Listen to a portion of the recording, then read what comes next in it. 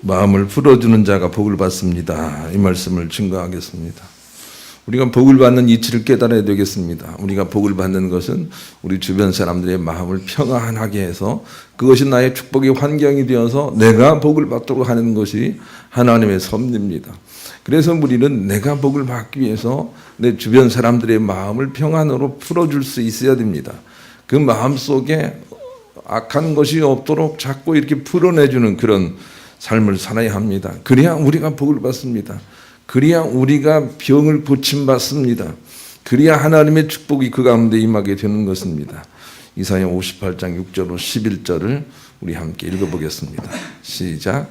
내가 기뻐하는 금식은 흉악의 결박을 풀어주며 멍에의 줄을 끌어주며 압제 당하는 자를 자유하게 하여 모든 멍에를 꺾는 것이 아니겠느냐. 또 줄인 자에게 내 양식을 나누어 주며 유리하는 빈민을 집에 들이며 헐벗은 자를 보면 입히며 또 내 곤륙을 피하여 스스로 숨지 아니하는 것이 아니겠느냐.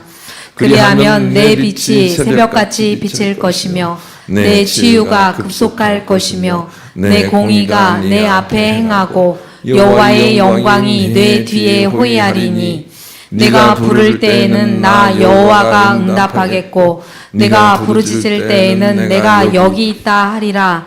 만일 내가 너희 중에서 멍에와 손가락질과 허망한 말을 제하여 버리고 줄인 자에게 내 심정이 동하며 괴로워하는 자의 심정을 만족하게 하면 내 빛이 흑암 중에 떠올라 내 어둠이 낮과 같이 될 것이며 여호와가 너를 항상 인도하여 메마른 곳에서도 내 영혼을 만족하게 하며 내 뼈를 견고하게 하리니 너는 물된 동산 같겠고 물이 끊어지지 아니하는 샘 같을 것이라. 아멘. 아멘. 우리가 하나님께 금식하고 우리의 몸을 괴롭게 하고 그것을 하나님이 기뻐하시는 것이 아니라 하나님이 기뻐하시는 것은 우리가 우리 주변 사람들의 눌린 것을 풀어주는 걸 기뻐한다는 겁니다. 그것이 오히려 너에게 복이 될 것이다. 이렇게 우리 가운데 말씀해 주십니다. 그러니 우리는 우리 주변에 어떤 사람의 마음이든 풀어주는 역할을 해야 합니다. 그래야 내가 복을 받습니다. 요셉은 자기를 미워하고 자기를 파는 모든 사람들에게 안갚음을 하지 않습니다. 오히려 그들의 마음을 위로해주고 풀어줍니다. 그들이 오히려 더 불쌍하다고 생각을 합니다. 그것이 오히려 요셉 자신에게 복이 됐습니다. 자기를 판 자기 형제들이 오히려 두려워하고 있을 때 요셉은 이렇게 말을 합니다. 창세기 50장 20절로 21절. 당신들은 나를 해하려 하였으나 하나님은 그것을 선으로 바꾸사 오늘과 같이 많은 백성의 생명을 구원하게 하시려 하셨나니 당신들은 두려워하지 마소서. 내가 당신들과 당신들의 자녀를 기르리이다 하고 그들을 간곡한 말로 위로하였더라.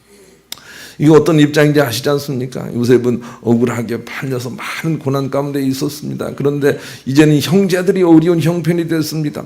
그런데 그 형제들에게 안갚음을 할 수 있는 상황에서 오히려 간곡한 말로 여러분 염려하지 마세요. 내가 여러분과 여러분의 형 자녀들을 기르겠습니다 하고 말을 하는 대목입니다. 왜 그렇게 하는지 아시겠습니까? 자기 주변의 사람들의 마음을 풀어주는 것이 자기의 복의 원천이기 때문에 그것을 알기 때문에 그렇게 한 것입니다. 자기를 괴롭힌 사람들을 오히려 안갚음하지 아니하고 풀어주는 것이 하나님의 복을 이어받는 길이라는 걸 우리가 알아야 되겠습니다. 어린아이가 한 가정에 있어서 빵긋빵긋 웃으면 온 식구들 마음이 풀어지는 거 아닙니까? 그래서 어린아이를 더 사랑하게 되고 온 가족이 함께 복을 받는 것처럼 우리는 우리 때문에 모든 사람들이 막 풀림으로 빵긋빵긋 할 수 있는 그런 사람이 돼야 우리와 함께 모든 사람들이 복을 누리게 된다는 이치를 우리가 알아야 되겠습니다. 그래서 우리는 우리 주변에 거침이 되지 않도록 해야 합니다. 로마서 14장 13절. 그런즉 우리가 다시는 서로 비판하지 말고 도리어 부딪힐 것이나 거칠 것을 형제 앞에 두지 아니하도록 주의하라 그랬습니다. 우리가 다른 사람에게 거침이 되어서는 안 됩니다. 저 때문에 나 힘들다 이런 거침이 되지 않도록 살라 그 말입니다. 저 사람만 없으면 좋겠다 이런 대상으로 우리가 존재하지 말라는 것입니다. 그 사람이 있으므로 여러 사람들이 복을 누리게 하도록 하는 그런 거침이 없는 삶을 살라고 우리에게 가르쳐 주십니다. 그래서 저와 제 아내는 여행을 갈 때 항상 그 팀에서 피스메이커가 되려고 노력을 합니다. 가이드가 어떤 사람이든 가이드를 굉장히 기쁘게 해주려고 노력을 합니다. 어떤 뭘 하든 이렇게 응답을 잘해주고 리액션을 잘 해줍니다. 그래도 처음에는 서먹하지만 그 환경과 그 조직을 풀어내는 일에 우리가 쓰임 받습니다. 그래서 여행이 끝나고 나면 어떤 사람들은 말이죠, 또 연락을 해가지고 선물도 보내오기도 하고 그래요. 우리가 그런 역할을 해야 된다고 생각을 합니다. 여러분 조직과 여러분이 속한 모든 것에서 여러분이 그렇게 살기를 원하십니다. 저 사람 때문에 우리가 참 이렇게 행복하다라는 그런 입장이 되어 우리가 살기를 원합니다. 그런데 그것이 오히려 자기에게 복이 된다는 겁니다. 어떤 사람에게도 거침이 되지 말라 이렇게 말씀해 주십니다. 그러려면 어떻게 해야 되는지 우리가 아시겠지요.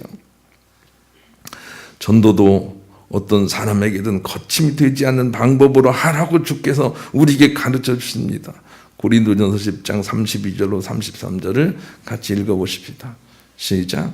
유대인에게나 헬라인에게나 하나님의 교회에나 거치는 자가 되지 말고 나와 같이 모든 일에 모든 사람을 기쁘게 하여 자신의 유익을 구하지 아니하고 많은 사람의 유익을 구하여 그들로 구원을 받게 하라. 그랬습니다.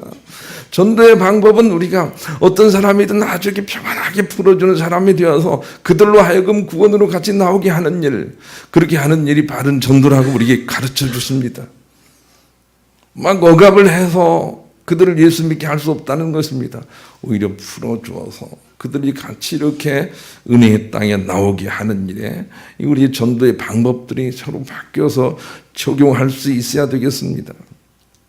하나님은 어둠이 없으신 선하신 분이시기 때문에 마음을 풀어주려 하는 자들과 항상 함께 동행하시되 공격하는 자와는 공존하실 수가 없다는 것이 오늘 본문이 가르쳐주는 교훈입니다. 그래서 천하의 예수님이시라 하실지라도 자기를 공격하려고 하는 사람들에게 나타나시 같이 함께 하시기를 꺼려 하셨다는 것을 우리에게 가르쳐주고 있습니다. 본문 한번 읽어보십시다. 요한복음 7장 1절 시작. 그 후에 예수께서 갈릴레에서 다니시고 유대에서 다니려 아니하심은 유대인들이 죽이려 함이러라. 천하의 예수님도 자기를 죽이려고 하는 사람들 옆에는 가지 않으려고 하셨습니다. 천하고 멸시받고 차별받는 그 갈릴리 지역에 있으려고 하신 것입니다. 그 이유를 우리가 알아야 되겠습니다. 선하신 하나님은 악과 공격과 함께 공존하실 수 없다는 것을 우리에게 가르쳐주고 있습니다. 공격하려는 마음이 있는 곳에 하나님이 계시지 않습니다. 그러나 서로 배려하고 서로 사랑하는 곳에는 하나님이 즐겨 계신다는 걸 우리가 알 수가 있는 것입니다. 비행기는 어느 곳에 내립니까? 잘 닦여진 그런 활주로에 내리게 되는 것입니다. 마찬가지로 하나님의 임재는 우리가 서로 사랑하는 곳에 임재하십니다. 이것을 우리가 기억을 해야 됩니다. 공격하는 곳에 임재하는 것이 아닙니다. 요한일서 4장 12절 같이 읽어보십시다. 시작. 어느 때나 하나님을 본 사람이 없으되 만일 우리가 서로 사랑하면 하나님이 우리 안에 거하시고 그의 사랑이 우리 안에 온전히 이루어지느니라. 그렇습니다. 어떤 사람들은 하나님은 어디 계십니까? 하나님 계시다면 어찌 이런 일이 있을 수 있습니까? 그렇게 말합니다. 그러나 그것은 번지수가 틀린 것입니다. 하나님은 우리가 서로 배려하고 사랑하는 그곳에 임재하시도록 계시는 분이십니다. 그러니 우리가 서로 사랑하고 배려하는 그런 환경을 만들어야 합니다. 그 하춘아 씨의 노래처럼 그렇게 그런 환경을 만들어야 됩니다. 영감 뒤뜰에 메우는 병아리 한 쌍을 보았어. 이 몸이 늙어서 몸보신 하려고 먹었지. 그랬던가 어쨌든가. 그랬더니 잘했군, 잘했어. 이런 환경 속에 하나님 임재가 있다 그 말입니다. 그것이 어떤 병아리인데 잡아먹었어요. 당신 우리 형편정말 모르는 거예요. 이렇게 공격하는 곳에 하나님이 계시는 것이 아닙니다. 서로 매리하고 서로 이렇게 사랑하는 곳에 하나님이 계시는 것입니다. 그래서 하나님이 인도하셨구나 라고 하는 것을 확인하도록 하나님이 섭리하신다, 그런 말입니다. 만약에 많은 조직 속에 한 사람이나 한두 사람만, 한쪽만 이런 사랑으로 끼어 있다면 그 조직이 멸망하지 않도록 지켜지긴 할 것입니다. 그러나 하나님의 참복이 그곳에 임하지는 않습니다. 에베소 5장 18절 20절 같이 읽어보십시다. 시작. 술 취하지 말라. 이는 방탕한 것이니 오직 성령으로 충만함을 받으라. 시와 찬송과 신령한 노래들로 서로 화답하며 너희의 마음으로 주께 노래하며 찬송하며 범사에 우리 주 예수 그리스도의 이름으로 항상 아버지 하나님께 감사하며. 네. 끝인가요? 피차 서로 복종하라, 그렇게 말씀하시고 그 다음에 부부간의 윤리, 부자간의 윤리에 대해서 쭉 적시를 하고 있습니다. 피차 서로 복종하라는 것입니다. 거기에 하나님 임자가 있다는 것입니다. 남자는 하면서 말이죠, 아내에게 복종을 원하고 그런 환경 속에 하나님 임재하시는 게 아닙니다. 피차 복종하는 곳에 하나님의 임재가 있다고 우리에게 가르쳐 주십니다. 한쪽만 해서는 아쉬움이 있습니다. 피차가 그렇게 해야 됩니다. 영감, 뒷뜰에 메어놓은 얼룩이 한 마리를 봤지. 어쨌어? 잡아먹었지. 그래도 잘했군 할 수 있는 환경 속에 하나님 임재가 있다는 거예요. 피차예요, 피차. 거기에 하나님의 임재가 있습니다. 그래서 한쪽만 있으면 안 돼요. 좋은 가정은 피차 이렇게 하는 가정이에요. 피차 배려하고 피차 이렇게 높여주는 가정, 그런 가정만이 좋은 가정이고 하나님의 복을 받을 가정이 되는 것입니다. 절대로 공격을 해서는 안 됩니다. 마태복음 5장 38절로 45절을 같이 읽어보십시다. 시작. 또 눈은 눈으로 이는 이로 갚으라 하였다는 것을 너희가 들었으나 나는 너희에게 이르노니 악한 자를 대적하지 말라. 누구든지 내 오른편 뺨을 치거든 왼편도 돌려대며 또 너를 고발하여 속옷을 가지고자 하는 자에게 겉옷까지도 가지게 하며 또 누구든지 너로 억지로 오리를 가게 하거든 그 사람과 심리를 동행하고 내게 구하는 자에게 주며 내게 꾸고자 하는 자에게 거절하지 말라. 또 내 이웃을 사랑하고 내 원수를 미워하라 하였다는 것을 너희가 들었으나 나는 너희에게 이르노니 너희 원수를 사랑하며 너희를 박해하는 자를 위하여 기도하라. 이같이 한즉 하늘에 계신 너희 아버지의 아들이 되리니 이는 하나님이 그 해를 악인과 선인에게 비추시며 비를 의로운 자와 불의한 자에게 내려주심이라. 그렇습니다. 어떤 경우라도 공격하려는 생각을 내려놓으라는 것입니다. 나는 이순신 장군을 보면서 이것을 깨닫습니다. 이순신 장군은 너무 억울해요. 나라를 사랑하는 마음으로 승리를 향해서 나가려고 하는데 다른 사람들이 자꾸 오해를 하고 죽이려고 하는 거예요. 그런데 그런 상황 속에 우리가 군대가 있으니 이 전쟁통에 반란을 일으킵시다. 임금을 몰아냅시다 라고 하는 사람들도 있으나 이순신 장군은 그냥 오라를 받습니다. 그냥 그들에게 끌려가서 죽도록 매를 맞습니다. 즉 자기에게 공격하려는 의지가 없다는 것을 보여주는 것입니다. 이것은 힘든 일이나 그런 인생만이 참 인생들입니다. 이순신 장군을 공격하려 해서 자기가 높아지려고 하던 자들은 다 어디 갔습니까?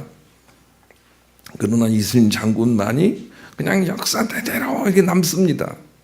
힘들고 어렵지만 공격하려는 마음을 갖지 말라는 거예요. 누가 때리거든 왼뺨을 때리거든 오른뺨을 돌려댈 수 있는 그런 비무장의 모양을 보여주라는 거예요.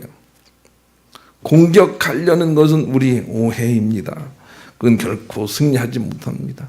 강압적으로 뭘 하려는 것은 결코 승리하지 못합니다. 그것은 우리가 착각하는 것입니다.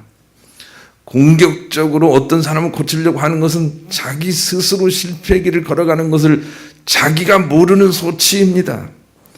공격하려는 생각을 다 내려놓아 우리 이웃 사람들이 우리를 공격할 필요가 없는 자로 인식을 하게 해야 합니다. 그래야만 진실로 그것이 나에게 참 복이 줄 것이라고 가르쳐 주십니다. 험한 세상 어떻게 살이합니까? 그것은 우리가 남의 마음을 풀어주려는 자로 살아가는 것입니다. 그래야 오히려 자기가 복을 받습니다. 우리 그런 마음을 가지고 복음성가 209장을 함께 부릅시다. 이 험한 세상에 우리는 피스메이커로 살아가는 것입니다. 그것이 오히려 내가 복을 받는 길이라고 주께서 가르쳐 주시는 것입니다. 이처럼 상대의 마음을 풀어주기 위해서는 첫째로 그의 말을 받아줘야 한다는 겁니다. 왜 예수님을 죽이려 했을까요? 예수님은 그렇게 이해를 하십니다. 너희들이 내 말을 받아주려고 하지 않는구나. 요한복음 8장 37절 같이 읽어보십시다. 시작. 나도 너희가 아브라함의 자손인 줄 아노라. 그러나 내 말이 너희 안에 있을 곳이 없으므로 나를 죽이려 하는도다. 어떤 사람이 무슨 말을 해도 그 말을 우리가 마음속에 받아줄 수 있어야 합니다. 아, 그렇구나 하고 받아줄 수 있어야 합니다. 그래야만 그의 마음이 풀린다 그 말입니다. 어떤 사람들은 말을 하면 그 얼토당토한 말을 하지 말라고 이렇게 받아칩니다. 그래서 말이 들어가지 않는 것입니다. 말이 튕겨 나오는 것입니다. 그때 우리는 그 사람의 마음을 풀어주지 못하고 있는 것이 됩니다. 그는 곧 공격하려고 준비를 할 것입니다. 어떤 사람을 사랑한다는 것은 그의 말을 내 마음속에 있도록 내 마음 자리를 만들어 열어주는 것이다 라는 그런 표현을 하는 작가가 있었습니다. 어떤 사람이 내 안에 있을 자리를 만들어주는 것입니다. 그게 그를 사랑하는 것입니다. 그래서 항상 내 안에 들어올 수 있도록 내가 그를 받아내는 자리를 만들었을 때 나는 그를 사랑하는 것이다. 그렇게 말할 수가 있는 것이죠. 그런데 막 이렇게 거절을 하는 거예요. 그것도 안 됐고 저것도 안 됐고 너는 틀렸고 이렇게 하게 되면 결국은 우리가 전쟁으로 나가게 됩니다. 그의 말을 받아줘야 됩니다. 그런데 예수님의 말씀을 받아주지 않는 이스라엘 백성들은 예수님을 자꾸 죽이려고 하는데 이르게 됩니다. 그의 말을 받아줘야 됩니다. 저도 제 아내 말을 잘 받아주지 못해서 자꾸 어떤 때는 아내가 왜 이렇게 말을 받아주지 못하느냐라고 그렇게 말을 합니다. 저도 아직 멀었습니다.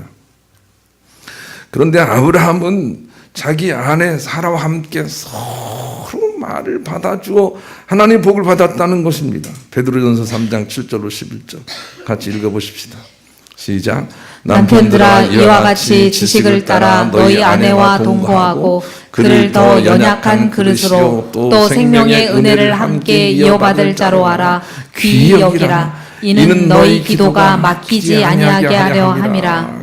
마지막으로 말하노니 너희가 다 마음을 같이하여 동정하며 형제를 사랑하며 불쌍히 여기며 겸손하며 악을 악으로 욕을 욕으로 갚지 말고 도리어 복을 빌라. 이를 위하여 너희가 부르심을 받았으니 이는 복을 이어받게 하려 하심이라. 그러므로 생명을 사랑하고 좋은 날 보기를 원하는 자는 혀를 금하여 악한 말을 그치며 그 입술로 거짓을 말하지 말고 악에서 떠나 선을 행하고 화평을 구하며 그것을 따르라. 그렇습니다. 아브라함과 사라가 복을 받은 것은 서로가 서로의 말들을 받아주는 거예요. 거절하지 않은 거예요. 어찌 그래서 생뚱맞은 말씀을 하십니까? 그렇게 하지 않는 거예요. 받아주는 거예요. 우리 교회는 그랬으면 좋겠어요. 제가 장로님들에게 감사드린 것은 장로님 중에 나보다 어린 사람이 없어요. 다 위에요. 그럼에도 불구하고 얼마나 잘 받아준지 몰라요. 그래서 우리 교회가 평안한 거예요. 받아줘야 해요, 여러분. 거절하면 안 돼요. 어찌 그런 표현이 있습니까? 이렇게 말하면 안 됩니다. 그럴 수도 있겠구나. 이렇게 받아줄 때 그때 남의 마음이 풀린다. 그래서 내가 복이 된다 하는 것을 우리가 기억을 해야 되겠어요. 우리가 회개하는 마음으로 408장 1절 복음성가를 부릅시다. 못 받아준 걸 회개하대요. 두 번째는 자기와 생각이 다른 사람과 그의 말을 받아줄 때 자신의 마음이 근육이 생긴다는 겁니다. 여러분, 운동하는 건 무엇입니까? 우리의 몸을 힘들게 함으로 우리의 몸에 근육이 생기게 하는 게 그게 운동 아닙니까? 그런데 우리의 마음도 근육이 생기게 하려면 자기와 생각이 다른 사람의 말을 힘들지만 받아줄 때 그때 우리의 마음이 근육이 생긴다 그 말입니다.